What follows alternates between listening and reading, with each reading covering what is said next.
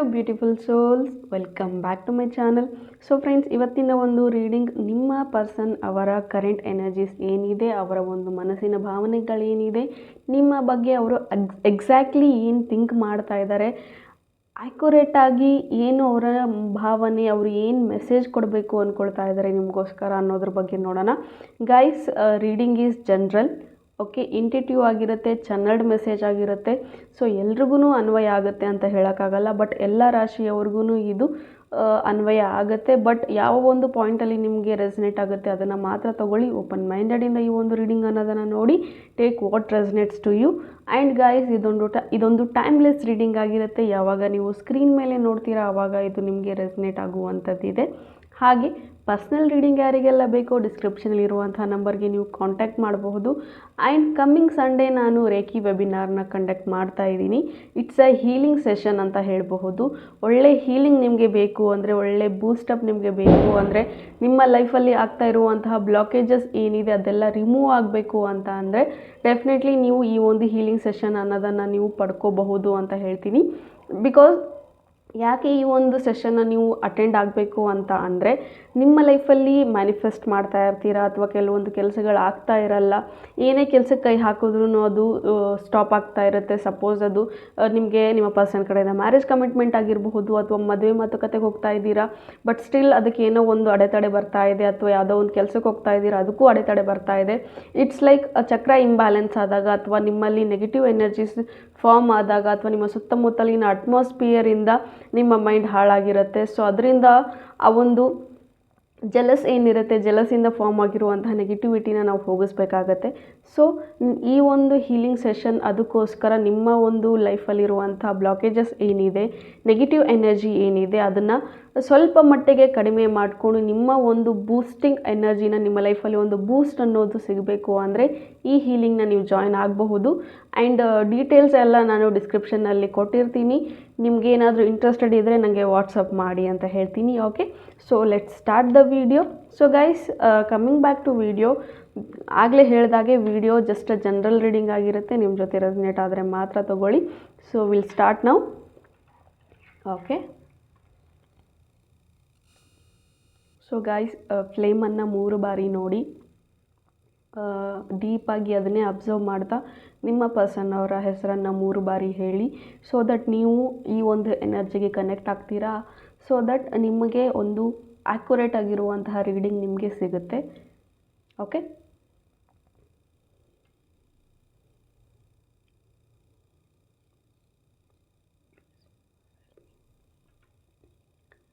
Okay, ಇಲ್ಲಿ ಸಪ್ರೇಷನ್ನಲ್ಲಿದ್ದೀರಾ ಅಂತ ಹೇಳಬಹುದು. ಕಮ್ಯುನಿಕೇಷನ್ ಗ್ಯಾಪ್ ಇದೆ. ಸಮ್ ಥರ್ಡ್ ಪಾರ್ಟಿ ಕೂಡ ಇದೆ ಅಗೇನ್. ಆ್ಯಂಡ್ ಎಷ್ಟೇ ಹತ್ತಿರ ಕನೆಕ್ಟಿವಿಟಿ ನೀವು ಕನೆಕ್ಟ್ ಆಗಬೇಕು ಅಂದ್ಕೊಳ್ತಾ ಇದ್ರೂ ಆ ಕಡೆಯಿಂದ ಯಾವುದೇ ಕನೆಕ್ಟಿವಿಟಿ ಸಿಗ್ತಾ ಇಲ್ಲ ನಿಮಗೆ. ನೀವೇ ಟ್ರೈ ಮಾಡ್ತಾ ಇದ್ದೀರಾ, ನೀವೇ ಹೋಗ್ತಾ ಇದ್ದೀರಾ. ಯು ಆರ್ ಟ್ರೈಯಿಂಗ್ ಹಾರ್ಡ್ ಅಂತ ಹೇಳಬಹುದು ಇಲ್ಲಿ.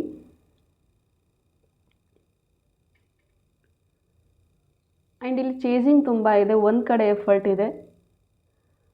ಆ್ಯಂಡ್ ಇಲ್ಲಿ ಕೆಲವೊಂದು ನೆಗೆಟಿವ್ ಥಾಟ್ಸ್ ಏನಿದೆ ನಿಮ್ಮ ಮೂಲಕ ಬರ್ತಾ ಇದೆ ಅಂತ ಹೇಳ್ಬೋದು, ಅಥವಾ ನಿಮ್ಮ ಪಾರ್ಟ್ನರ್ ಕಡೆಯಿಂದ ಬರ್ತಾ ಇದೆ ಅನ್ಬೋದು. ಸಮ್ ಪಾಯ್ಸನಿಂಗ್ ಎನರ್ಜಿ, ಲೈಕ್ ನಿಮ್ಮವರೇ ಆದಂತಹ, ನಿಮಗೆ ಗೊತ್ತಿರುವಂತಹ ಒಂದು ಪರ್ಸನ್ಸೇ ಈ ಒಂದು ರಿಲೇಷನ್ಶಿಪ್ ಅಲ್ಲಿ ಸಕ್ಸಸ್ ಆಗಬಾರ್ದು ಅನ್ನೋ ಕಾರಣಕ್ಕೋಸ್ಕರ ಕೆಲವೊಂದು ಕೆಲಸಗಳನ್ನು ಮಾಡ್ತಾ ಇದ್ದಾರೆ. ಆ್ಯಂಡ್ ಸಮ್ವೇರ್ ಈ ಪರ್ಸನ್ಗೆ ಎಲ್ಲೋ ಒಂದು ಕಡೆ ಡೀಪ್ ಇನ್ಸೈಡ್ ಅವ್ರು ಫೀಲ್ ಮಾಡ್ತಾ ಇರೋದು, ರಿಗ್ರೆಟ್ ಆಗ್ತಾ ಇರೋದು ಯಾವ ಒಂದು ಕಾರಣಕ್ಕೆ ಅಂದರೆ, ನಿಮ್ಮನ್ನು ಅರ್ಥ ಮಾಡ್ಕೊಳಕ್ಕೆ ಆಗದೇ ಇರುವಂತಹ ಕಾರಣ. ಆ್ಯಂಡ್ ಪ್ರತಿಯೊಂದು ಹಂತದಲ್ಲೂ ನೀವು ಅವ್ರಿಗೆ ಸಪೋರ್ಟ್ ಇದ್ದಂತಹ ಟೈಮಲ್ಲೂ ಕೂಡ ಅವರು ನಿಮ್ಮನ್ನು ಅರ್ಥ ಮಾಡ್ಕೊಳ್ಳದೆ ಇರೋದಕ್ಕೆ ಅವರು ರಿಗ್ರೆಟ್ ಆಗ್ತಾ ಇರೋದು.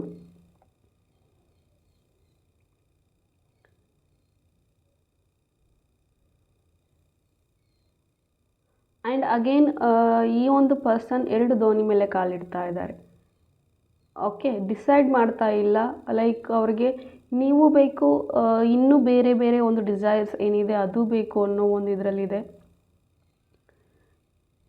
ಆ್ಯಕ್ಯುರೇಟಾಗಿ ಏನು ಬೇಕು ಅನ್ನೋ ಡಿಸಿಷನ್ಸ್ ಅವ್ರಿಗೆ ಇಲ್ಲ. ಬಟ್ ಸ್ಟಿಲ್ ಎಲ್ಲೋ ಒಂದು ಕಡೆ ನೀವು ಒಂದು ಹೋಪಲ್ಲಿದ್ದೀರಾ, ಸಿಗ್ತಾರೆ, ನನ್ನ ಪರ್ಸನ್ ಬರ್ತಾರೆ ಅಂತ. Still you are trying.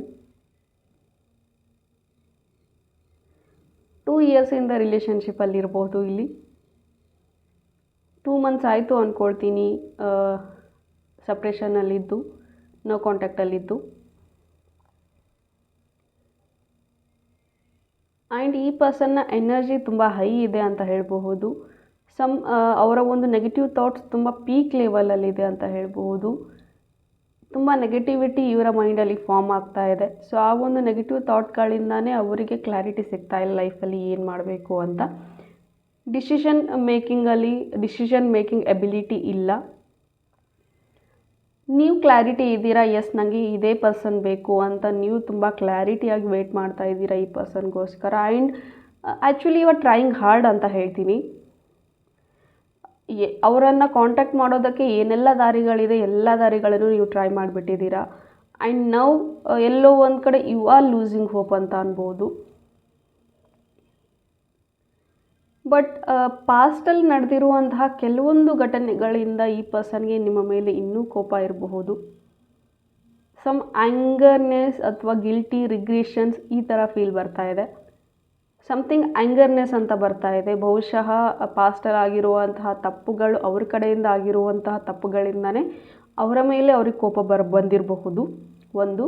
ಅಥವಾ ನಿಮ್ಮ ಇಬ್ಬರ ರಿಲೇಷನ್ಶಿಪ್ಪಲ್ಲಿ ನೀವಿದ್ದಾಗ, ನೀವು ಕಮ್ಯುನಿಕೇಟ್ ಮಾಡ್ತಿರುವಂತಹ ಟೈಮಲ್ಲಿ ನಿಮ್ಮ ಕಡೆಯಿಂದ ಏನೋ ಒಂದು ತಪ್ಪಾಗಿದೆ, ಅವ್ರಿಗೆ ಅದು ನೋವಾಗಿದೆ, ಅದು ನೋವು ಕೊಟ್ಟಿದೆ. ಸೊ ಯಾಕೆ ಅವರು ಹಂಗೆ ಮಾಡಿದ್ರು, ಯಾಕೆ ನನಗೆ ಈ ಥರ ಮಾಡಿದ್ರು ಅನ್ನೋ ಒಂದು ಕೋಪ ಅವ್ರ ಮನಸ್ಸಲ್ಲಿದೆ. ಬಟ್ ಅದನ್ನು ಕ್ಲಾರಿಫೈ ಮಾಡ್ಕೊಳ್ಳೋಕ್ಕೆ ಅವ್ರು ಬರ್ತಾ ಇಲ್ಲ.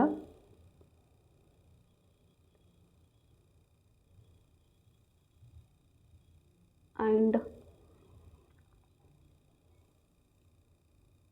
ಮೋರ್ ಓವರ್ ಇಲ್ಲಿ ನಿಮ್ಮ ತಪ್ಪಿದೆ ಅನ್ನೋದು ಅವರ ಒಂದು ಅಸಂಪ್ಷನ್ ಅಷ್ಟೇ ಅಂತ ಹೇಳಬಹುದು. ಓಕೆ, ಜಸ್ಟ್ ಲೈಕ್ ಇಲ್ಯೂಷನ್ ಅಂತ ಅನ್ಬೋದು, ಅಸಂಪ್ಷನ್ ಅಂತ ಅನ್ಬೋದು. ಆ್ಯಕ್ಷನ್ಸ್ ಇಲ್ಲ. ಟೇಕ್ ಆ್ಯಕ್ಷನ್ಸ್ ಅಂತ ಬರ್ತಾ ಇದೆ. Take some actions, collect some informations. ಈ ಪರ್ಸನ್ ಪ್ರೆಸೆಂಟ್ಲಿ ಏನು ಮಾಡ್ತಾ ಇದ್ದಾರೆ, ಎಲ್ಲಿ ಹೋಗಿದ್ದಾರೆ, ಏನಾಗಿದ್ದಾರೆ ಅನ್ನೋದನ್ನು ಕೆಲವೊಂದು ಇನ್ಫಾರ್ಮೇಷನ್ಸ್ನ ನೀವು ಗ್ಯಾದರ್ ಮಾಡಬೇಕು. ಆ್ಯಂಡ್ ಇಲ್ಲಿ ಸೋಲ್ ಕನೆಕ್ಷನ್ನಲ್ಲಿದ್ದೀರಾ, ಕೆಲವರು ಸೋಲ್ಮೇಟ್ ಕನೆಕ್ಷನಲ್ಲಿದ್ದೀರಾ, ಸೋಲ್ ಜರ್ನಿಯಲ್ಲಿದ್ದೀರಾ ಅಂತ ಹೇಳಬಹುದು. ಸಮ್ ಸೋಲ್ಸ್ ಕನೆಕ್ಷನ್ಸ್ ಇಲ್ಲಿ ನನಗೆ ಫೀಲ್ ಆಗ್ತಾ ಇದೆ.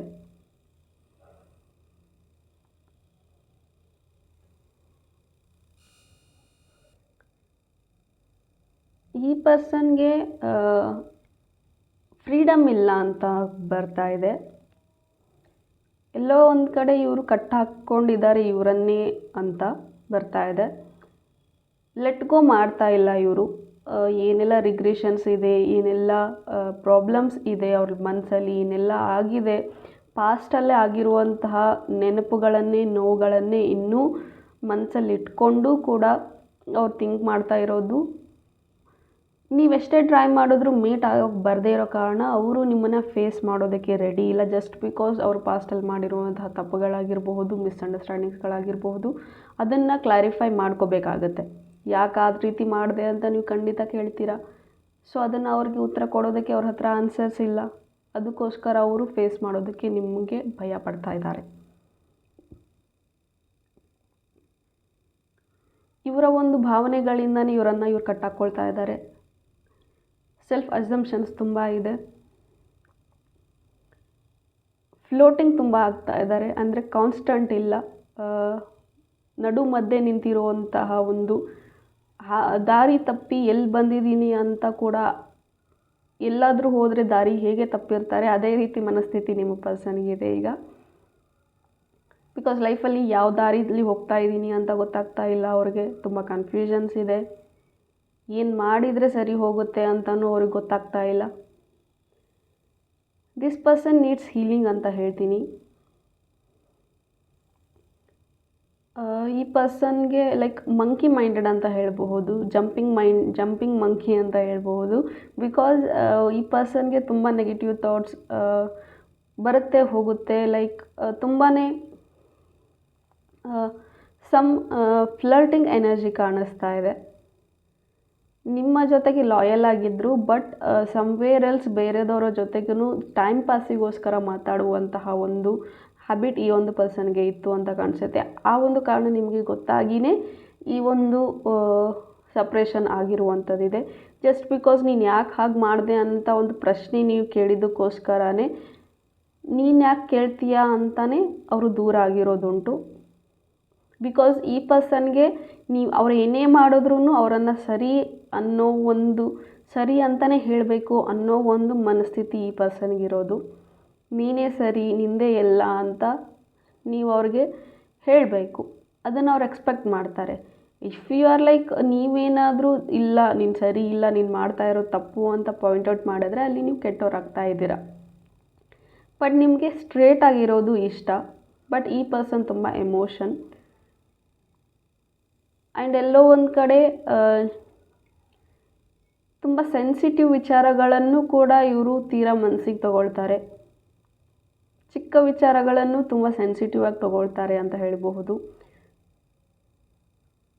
ಆ್ಯಂಡ್ ಇಲ್ಲಿ ಸೊಸೈಟಿ ಬಗ್ಗೆ, ಜನಗಳ ಬಗ್ಗೆ ತುಂಬ ಥಿಂಕ್ ಮಾಡ್ತಾ ಇದ್ದಾರೆ. ನಮ್ಮ ರಿಲೇಷನ್ಶಿಪ್ನ ಸೊಸೈಟಿ ಯಾವ ರೀತಿ ಎಕ್ಸೆಪ್ಟ್ ಮಾಡುತ್ತೆ, ಯಾವ ರೀತಿ ಒಪ್ಕೊಳ್ಳುತ್ತೆ, ಮನೇಲಿ ಒಪ್ಕೊಳ್ತಾರಾ, ಸುಮ್ಮನೆ ಅವ್ರ ತಲೆಯಲ್ಲೇ ತುಂಬ ಲೈಕ್ ಮೈಂಡ್ಗಳಲ್ಲಿ ತುಂಬ ಥಾಟ್ಗಳು ಬರ್ತಾ ಇರೋದು, ಅವ್ರ ಮೈಂಡಲ್ಲೇ ಅವ್ರ ಅಸಂಪ್ಷನ್ ಹಾಕ್ಕೊಳ್ತಾ ಇರೋದು, ಅವರೇ ಪ್ರಶ್ನೆ ಹಾಕ್ಕೊಳ್ತಾ ಇದ್ದಾರೆ, ಅವರೇ ಉತ್ತರ ಕಂಡುಕೊಳ್ತಾ ಇದ್ದಾರೆ. ಬಟ್ ಸ್ಟಿಲ್ ಆ ಒಂದು ಉತ್ತರಗಳು ತುಂಬ ನೆಗೆಟಿವ್ ಆಗಿದೆ.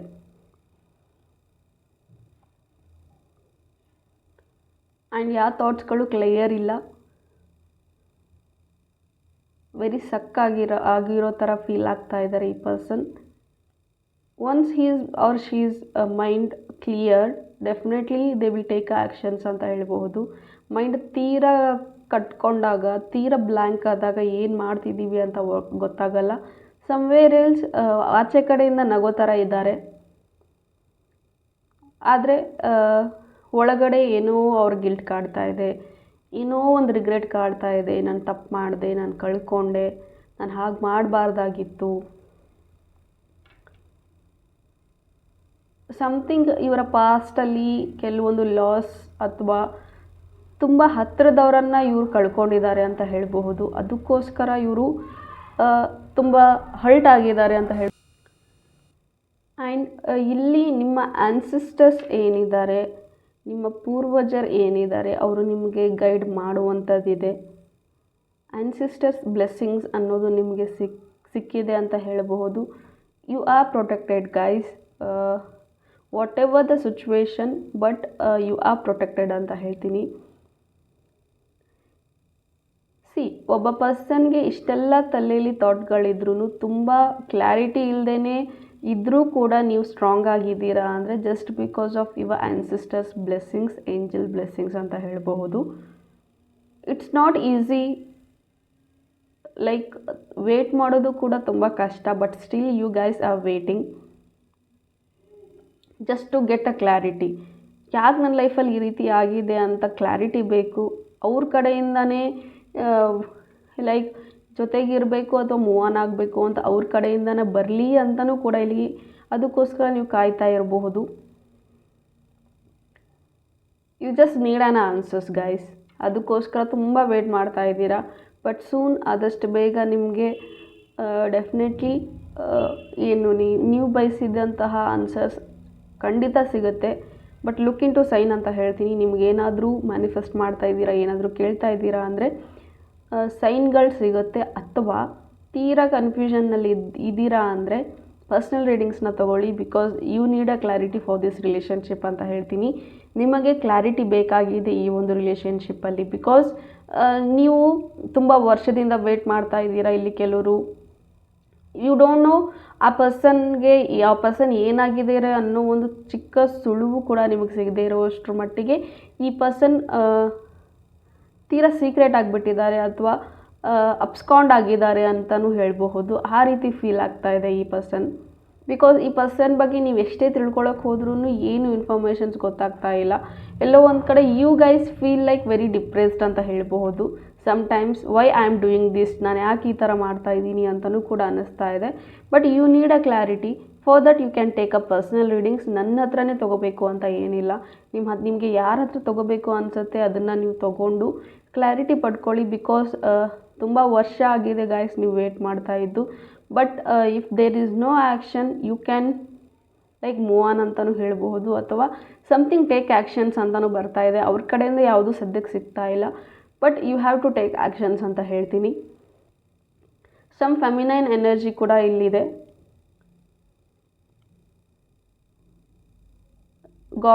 ಗಾಡೆಸಸ್ ಜೊತೆ ನೀವು ಅಥವಾ ಏಂಜಲ್ಸ್ ಜೊತೆಗೆ ಫೆಮಿನೈನ್ ಎನರ್ಜಿ ಜೊತೆಗೆ ನೀವು ವರ್ಕ್ ಮಾಡ್ತಾ ಇದ್ದೀರಾ.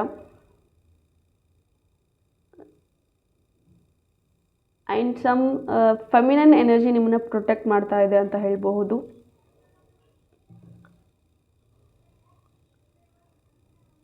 And that's it guys.